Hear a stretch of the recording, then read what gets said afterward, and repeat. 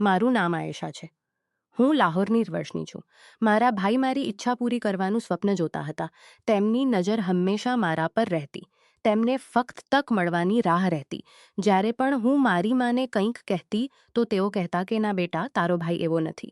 તે આવું નીચ કામ નહીં કરી શકે. પણ એક દિવસ જ્યારે હું ઘરે એકલી હતી ત્યારે મારા ભાઈએ મને ઓરડામાં બોલાવી લીધી અને તેમણે મારી સાથે લગાતાર 2 કલાક સુધી ખરાબ વર્તન કર્યું. જીવનને કેટલીક વખત જુગાર સમજાય છે, જેમાં રમનારને પણ ખબર નથી હોતી કે કોની જીત થશે અને કોની હાર. કંઈક એવું જ મારા જીવનમાં થઈ રહ્યું હતું. બહારની એવું જ માને લાગતું હતું કે હું ખૂબ ખુશ છું અને લોકો મારી ખુશીથી ઈર્ષ્યા કરતા હતા. પણ સમય વીતતો ગયો અને સમયે મને મારી દુર્ભાગ્યતા દેખાડી દીધી, જેના પછી દુનિયાને પણ બધું ખબર પડી ગયું અને જેઓ મારાથી ઈર્ષ્યા કરતા હતા તેમને પણ જવાબ મળી ગયો. ઘરના દરવાજાથી ઘંટી લગાતાર વાગી રહી હતી. હું વિચારીને પરેશાન થઈ રહી હતી કે માં ઘરે નથી તો હું દરવાજો કેવી રીતે ખોલું. જો હું પૂછવા જાઉં તો દરવાજો ખોલવો પડે, કારણ કે દરવાજા પર મારો ભાઈ જ હશે. ઘરમાં માં નથી અને હું ભાઈને ઘરમાં લેવા ન ઈચ્છતી. કદાચ હું એવી દુર્ભાગ્યશાળી છોકરી છું જે પોતાના ભાઈના ડરમાં જીવતી હતી, પણ દિલમાં અલ્લાહનું નામના છોકરી છું અને ત્યાં મારો ભાઈ જ ઊભો હતો. તેમણે પૂછ્યું કે દરવાજો ખોલવામાં આટલો વિલંબ કેમ થયો. હું શું જવાબ આપતી? મેં દરવાજો બંધ કરીને માથું નમાવીને તેમની પાછળ ચાલવા લાગી અને દિલમાં દુઆ કરતી હતી કે માં વિશે ન પૂછે. પણ દુઆઓ હંમેશા તરત સ્વીકારાતી નથી. ત્યારે જ તેમણે પૂછ્યું કે માં ક્યાં છે? માને કહેજો કે મારા માટે ખાણું લઈ આવે. મેં કોઈ જવાબ ના આપ્યો અને રસોડા તરફ ચાલી ગઈ. તેઓ રોજની જેમ પોતાની ટેબલ પર બેસી ગયા. મેં ખાણું લાવીને તેમની સામે રાખી દીધું.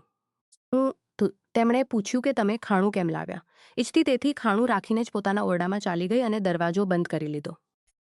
હું ખૂબ ડરી ગઈ હતી. દિલમાં વિચારતી હતી કે તેઓ ખાઈને જલ્દી ચાલ્યા જાય અથવા માં આવી જાય, પણ એવું થયું નહીં. થોડી વાર પછી દરવાજાની ખટખટાટ સંભળાઈ. જ્યારે મેં પાછું જોયું તો મારા પગ નીચે જમીન ખસકી ગઈ. તે પછી મને હોશ જ ન રહ્યો. મારી માં ખૂબ ધાર્મિક સ્ત્રી હતી. તેઓ પોતાના માતા પિતાની એકલી સંતાન હતી, તેથી ખૂબ લાડ પ્યારમાં ઉછરી હતી. લગ્ન પછી જ્યારે હું જન્મી ત્યારે મારા જન્મના 5 વર્ષે મારા પિતાનું અવસાન થયું. પિતાના સગા સંબંધીઓએ પિતા સાથે રાખ્યું ન હતું, કારણ કે મારા પિતાએ મારી મા સાથે પોતાની મરજીથી લગ્ન કર્યા હતા. તેથી મારી મા માતા પિતા પાસે પાછી આવી ગઈ. હું મારી મામીના ઘરમાં ઉછરી હતી, જ્યારે મારી માનું એક માણસ સાથે લગ્ન કરાવી દીધું. કારણ કે મારા મામા આ દુનિયામાં ન હતા અને મારી લગ્ન કરાવવાનો મુખ્ય હેતુ એ હતો કે તે સમજદાર અને સારો માણસ હશે. તે મને પોતાની દીકરી સમજીને પાળશે અને મારી સંભાળ રાખશે. મામીએ જે વિચાર્યું તેવું જ થયું. મારા આ સોતેલા પિતા મારી ખૂબ કાળજી રાખતા. મારી નાની નાની જરૂરિયાતોનો પણ ખ્યાલ રાખતા. કારણ કે મારો અસલ પિતા તો હું ગુમાવી ચૂકી હતી, તેથી મારા માટે તેઓ જ બધું હતા. સમય ઝડપથી પસાર થતો ગયો અને મારા મગજમાં પિતાના નામે એ જ માણસની છબી બેસી ગઈ. પણ તે માણસનો એક યુવાન પુત્ર પણ હતો, મારો સોતેલો ભાઈ. તે સારો માણસ નથી. મને તેમની વાતો હંમેશા જૂઠી લાગતી. મેં ક્યારે માને આ વાત કહી ન હતું, પણ અંગ્રેજી તેમને ખૂબ સારી આવડતી હતી. અમારા ઘરના આંગણાની એક બાજુ એક નાનો ઓરડો હતો. ત્યાં મારા ભાઈ બાળકોને સાંજે ટ્યુશન પઢાડતા હતા. પણ તે ઓરડામાં મને કે મારી માને જવાની પરવાનગી ન હતી. બાળપણમાં પણ તેઓ મને ત્યાં લઈ જઈને નહોતા પઢાડતા. તેમનું બહાનું એ હતું કે બધા બાળકો સાથે ધ્યાન આપી શકાશ નહીં. મારી માને એને આપી શકાશે નહીં. મને અને મારી માને તે તેમનો પ્રેમ લાગતો હતો. એક દિવસ હું કોઈક ઓરડામાં ગઈ ત્યારે બાળકોની રજા થઈ ચૂકી હતી અને તેઓ જઈ રહ્યા હતા. પણ મારા ભાઈએ એક વિદ્યાર્થી છોકરીને રોકી રાખી હતી. તે રડી રહી હતી અને કહી રહી હતી કે તેને ઘરે જવું છે, પણ ભાઈ તેને જવા નહોતા દેતા. હું ત્યાં જ ઊભી થઈને જોવા લાગી. કોઈ અદૃશ્ય શક્તિએ મને ત્યાં છુપાઈને ઊભા રહેવા મજબૂર કર્યું હશે. મારા ભાઈએ તે છોકરીને પકડીને બીજા ઓરડામાં લઈ ગયા અને દરવાજો બંધ કરી દીધો. છોકરીની રડવાની આવાજ આવતી હતી, પણ ભાઈ તેને મનાવી રહ્યા હતા. આ સાંભળીને મને ખાતરી થઈ કે મારી મિત્ર જે કહેતી હતી તે સાચું હતું. મારા દિલમાં તેમના માટે નફરત ઉઠવા લાગી, પણ હું તે નફરત બતાવી શકતી ન હતી. કારણ કે બધા માટે તે સારો ભાઈ હતો. ખાસ કરીને મારી મા માટે તો તે ખૂબ સારો પુત્ર હતો. તેઓ મને પોતાની બહેન સમજતા હતા, તેથી મારી મા તેમની વિરુદ્ધ કોઈ વાત ન સાંભળી શકતી. હવે મેં ચોરી ચોરી તેમના પર નજર રાખવાનું શરૂ કર્યું. તેઓ દર 2-3 દિવસે કોઈને કોઈ છોકરીને રોકી રાખતા. એક વાત ધ્યાનમાં આવી કે તેઓ ફક્ત છોકરીઓને જ રોકતા, છોકરાઓને નહીં. એક દિવસ એક છોકરી રડતીને બહાર નીકળી ત્યારે મારી શંકા ખાતરી બની ગઈ. જે પહેલાં હંમેશા ભાઈની આસપાસ રહેતી અને તેમની પાસે વાતો કરતી, તે હવે મેં તેમની સામે જવાનું અને કોઈ વાત કરવાનું છોડી દીધું. તેમને કદાચ મારા વર્તનનો ફરક ન પડ્યો, પણ મારી માને થયો. એક દિવસ માએ મને પૂછ્યું કે શું વાત છે, તું તારા ભાઈ સાથે સીધી વાત પણ નથી કરતી. મેં નીચા અવાજમાં માને બધું કહી સંભળાવ્યું, પણ મારી વાત પર વિશ્વાસ કરવા તૈયાર ન હતા. તેમણે મને ડાંટ્યું અને કહ્યું કે આયેશા, તું કોઈની વાત પર આટલો વિશ્વાસ કેવી રીતે કરી લે છે? સાંભળેલી વાતો પર વિશ્વાસ કરવો ખોટું છે. જો એવું કંઈ હોત તો તારા ભાઈ તારા સાથે પણ ખોટું કરતા. તે તારો સગો ભાઈ નથી, પણ તે તારી ખૂબ કાળજી રાખે છે. તું જ અંદાજો લગાવ કે તે ખોટો હોઈ શકે છે. તેથી હું સાચું અને જૂઠું વચ્ચે અટવાઈ રહી હતી. ક્યારેક લાગતું કે તે મારો ભાઈ નથી, તો ક્યારેક લાગતું કે મા જે કહે છે તે સાચું છે. સમય વીતતો રહ્યો અને મારા દિલમાં નફરત વધતી રહી, જ્યારે મા મને ભાઈ માટે પ્રેમના પાઠ શીખવતી રહી. હવે હું 22 વર્ષની થઈ ચૂકી હતી. મારી ઊંચાઈને કારણે હું વધુ મોટી લાગતી. તેથી મા મને હંમેશા દુપટ્ટો ઓઢવા કહેતી. મારો ભાઈ મસ્જિદનો ઇમામ હતો અને મારી મા ઘરેલું કામ કરતી હતી. મને પણ તેમની જેમ ચાલવું પડતું, પણ મારી તકલીફો વધી ગઈ. જેમ જેમ હું જુવાન થતી ગઈ તેમ તેમ મારા ભાઈની નજર મારા પર રહેતી. તેનાથી બચવા હું મને ખરાબ નજરથી જોવા લાગ્યા. તેનાથી બચવા હું ઘરમાં પણ દુપટ્ટો ઓઢતી અને તેમની સામે જવાથી ડરતી. પહેલેથી જ હું તેમની સામે ઓછી જતી અને ઓછી વાત કરતી, પણ હવે હું વધુ સાવચેત થઈ ગઈ. કહેવાય છે કે સ્ત્રી નજર પણ પારખી શકે છે. કદાચ મારી માએ પણ પોતાના પુત્રની નજરને પારખી લીધી હતી. તેમણે મને કંઈ કહ્યું નહીં, પણ પોતે હંમેશા મારી આસપાસ રહેતી અને કોશિશ કરતી કે હું ભાઈની સામે ન જાઉં. જેમાં હંમેશા ભાઈના પ્રેમ અને ઇજ્જતનો પાઠ પડ્યા હતી, તે હવે ચૂપ થઈ ગઈ. કદાચ તેમને ખ્યાલ આવી ગયો હતો કે હું જે કહેતી હતી તે સાચું હતું. કહેવા માટે તો તે મારો ભાઈ હતો, પણ જ્યારે બહેન પોતાના ભાઈ સાથે સુરક્ષિત ન અનુભવે તો આવા રિશ્તાદાન શું જરૂર? હવે માને મારી દેખભાળ પણ કરવી પડતી. જો માને ક્યાંક જવું પડે તો તેઓ એવો સમય જોતી જ્યારે ભાઈ ઘરે ન હોય, અથવા મને સાથે લઈ જતી, કારણ કે મહોલ્લામાં તેઓ મને એકલી ન છોડી શકતા. મહોલ્લાવાળા માટે મારો ભાઈ ફરિશ્તો હતો. તેઓ કહેતા કે હું ખૂબ નસીબદાર છું કે મને આવો ભાઈ મળ્યો છે. લોકોની નજરમાં તે સગા ભાઈ કરતાં વધુ પ્રેમ કરતો હતો. પણ ઘરમાં હું કઈ મુશ્કેલીઓમાંથી પસાર થતી હતી, તે કોઈ જાણતું ન હતું. હવે હું રાત્રે ઓરડાનો દરવાજો અંદર ખુલી જતી, રોંગટા ઊભા થઈ જતા.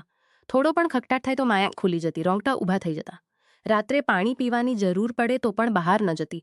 જ્યારે લોકો કહેતા કે તું ખૂબ નસીબદાર છે, ત્યારે મારું મોં તોડી નાખું, પણ હું ચૂપ રહેતી. મારી મા પણ પોતાના નિર્ણય પર પછતાવતી હતી. હું જોતી કે તેઓ દિવસે દિવસે વધુ ચૂપ અને ઉદાસ થતી જતી. ક્યારેક છુપાઈને રડતી પણ હતી. કદાચ તેમને લાગતું હતું કે તેમણે ખોટો નિર્ણય લીધો, પણ હવે તેને નિભાવવો જ પડતો હતો. એક દિવસ મહોલ્લાની એક સ્ત્રી આવીને માને ફરિયાદ કરી કે કાલથી હું મારી દીકરીને તમારા ભાઈ પાસે પડવા નહીં મોકલું. તેની સાથે તમારા ભાઈએ ખોટી હરકત કરી છે. માએ છોકરીએ કંઈક ગેરસમજ કરી હશે, પણ મેં તેમને સમજાવ્યા કે એવું નથી. છોકરી કંઈક ગેરસમજ હોય પણ હું તેને નહીં મોકલું, તે અહીં સુરક્ષિત નથી. માને ખબર હતી કે તે સ્ત્રી નહીં માને, તેથી તેમણે કહ્યું કે હું મારા ભાઈ સાથે વાત કરીશ. ત્યારે માએ દબાયેલા અવાજમાં ભાઈ સાથે વાત કરી. તે રાત અમારા માટે કયામતની રાત હતી. માએ જેમ જ વાત કરી તેમ ભાઈએ સાપ સૂફી આપવાને બધ પર હાથ ઊંચો કરી દીધો.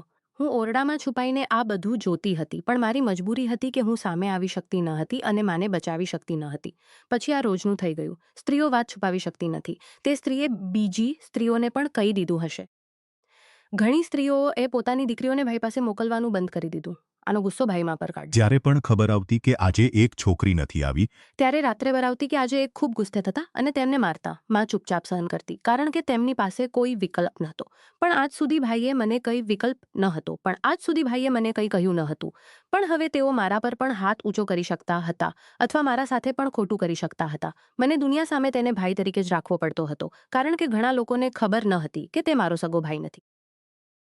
એક દિવસ અચાનક માને પડોશીમાં જવું પડ્યું. પડોશી સ્ત્રી બીમાર હતી, એમના ઘરમાં કોઈ ન હતું. માએ તરત તેમના ઘરે જવા માટે કહ્યું. કદાચ તેઓ ચાલતા ચાલતા પડી ગઈ હતી. તેઓ વૃદ્ધ હતી. અમે તેમની કાળજી રાખવાનું ફાડી ગઈ હતી. તેઓ વૃદ્ધ હતી. અમે તેમને મારો ભાઈ ખાણું ખાવા આવવાનો હતો. હું દુઆ કરી રહી હતી. ઘંટી વાગી કે માં જલ્દી પાછી આવી જાય અને ભાઈ માના આવતા પહેલા ના આવે, પણ એવું ન થયું. મેં તેમને ખાણું આપીને દરવાજો ખોલ્યો તો ભાઈ ઊભા હતા. થોડી વાર પછી ફરી ખટખટાટ થયો. દરવાજા પર ફરી ભાઈ જ ઊભા હતા. તેમને જોઈને મને ખૂબ ડર લાગ્યો. તેમની વિશે સાંભળેલી બધી વાતો સાચી લાગવા લાગી. આટલા વર્ષોનો ડર મારા માથા પર આવી ગયો. તે પછી મને હોશ ન રહ્યો.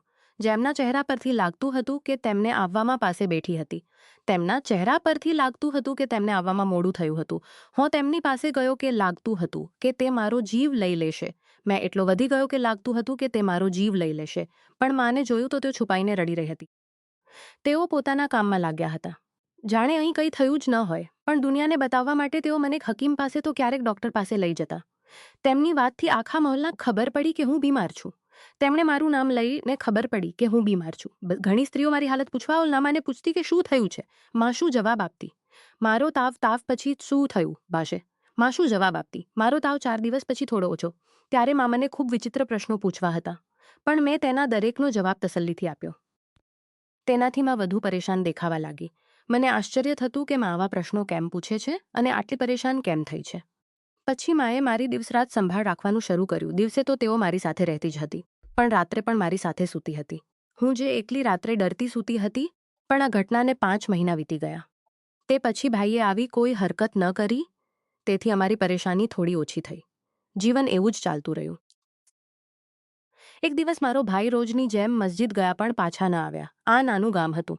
બીજા દિવસે જ્યારે તેઓ મસ્જિદ ન પહોંચ્યા તો લોકો અમારા ઘરે પૂછવા આવ્યા, પણ અમને પણ ખબર ન હતી. જલ્દી જ આ વાત ગામમાં ફેલાઈ ગઈ. બધા પોતપોતાની રીતે તેમનો પત્તો લગાવવા લાગ્યા, પણ કોઈને કંઈ ખબર ન પડી. આ વાત આશ્ચર્યજનક હતી. તેઓ વગર કહે ક્યાંક જનારા ન હતા. તેમના કોઈ સગા ન હતા તો તેઓ ક્યાં જશે? તેમના કોઈ દુશ્મન પણ ન હતા, કારણ કે તેઓ જે કરતા તે નિર્દોષ બાળકો સાથે કરતા હતા, જેઓ ફરિયાદ ન કરી શકતા. તેમનું ગાયબ થઈ જવું આશ્ચર્યમાં નાખી દેનારું હતું, પણ અમારા માટે તે શાંતિની વાત હતી, કારણ કે તેમના હોવાથી અમે અસુરક્ષિત અનુભવતા હતા. પણ દુનિયાને બતાવવા અમે પણ પરેશાન દેખાતા હતા.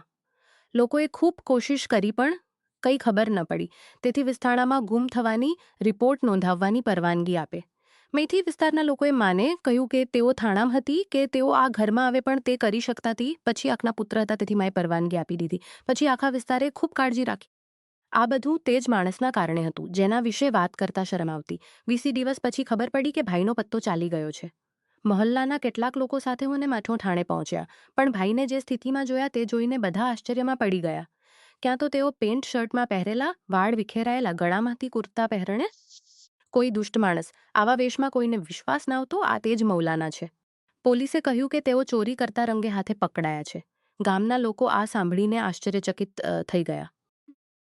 મસ્જિદમાં મૌલાના બનીને ફરતા અને અહીં ચોરી કરતા પકડાયા. કોઈને વિશ્વાસ ન થતો કે આ તે જ છે. પોલીસે પૂછ્યું કે શું તમે તે જ મૌલાના છો? તેમણે કહ્યું હું તે જ છું.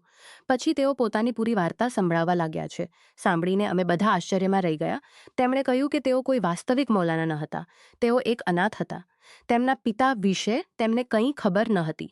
જ્યાં તેઓ જન્મ્યા ત્યાં છોકરીઓની ઇજ્જત અને કદર હશે. ત્યાં છોકરાઓનો ખ્યાલ ઓછો રાખવામાં આવતો. તેથી જ્યારે તેઓ 10 વર્ષના થયા ત્યારે તેમને ત્યાંથી કાઢી મૂક્યા. તેઓ અહીં ત્યાં ફરતા રહ્યા અને કચરો વીણતા રહ્યા. આ રીતે વર્ષો વીતી ગયા. ત્યારે પહેલી વખત ચોરી કરી. પછી ધીમે ધીમે પોતાના જેવા છોકરાઓને ભેગા કરીને ગ્રુપ બનાવ્યું. શરૂમાં નાની ચોરી કરતા, પછી મોટી ચોરી કરવા લાગ્યા. એક વખત તેઓ પકડાયા. બીજા બધાને ધોકો આપવા માટે મૌલાના બનવાનું ડ્રામા શરૂ કર્યું, કારણ કે જે લોકો આવું કરતા તેમની પાસે કામ ન કરાવવામાં આવતું. તેથી કામથી બચવા તેઓ ધાર્મિક પુસ્તકો વાંચવા લાગ્યા.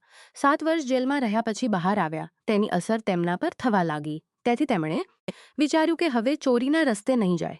અસર તેમના પર થવા લાગી. પછી તેઓ અલગ અલગ મૌલાનાઓ સાથે રહેવા લાગ્યા. સમય વીતતો ગયો. કહેવાય છે કે ખરાબ કર્મનું પરિણામ ખરાબ જ હોય છે. તેથી તેમને સજા મળવી જ હતી. તેમણે ભાઈ બહેનના પવિત્ર રિશ્તાને કલંકિત કર્યો હતો. ભલે મજબૂરી કેટલી પણ હોય, પણ રિશ્તામાં દુષ્ટતા ન હોવી જોઈએ. જો એવું થાય તો આવા લોકોને સમાજમાં રહેવાનો કોઈ હક નથી.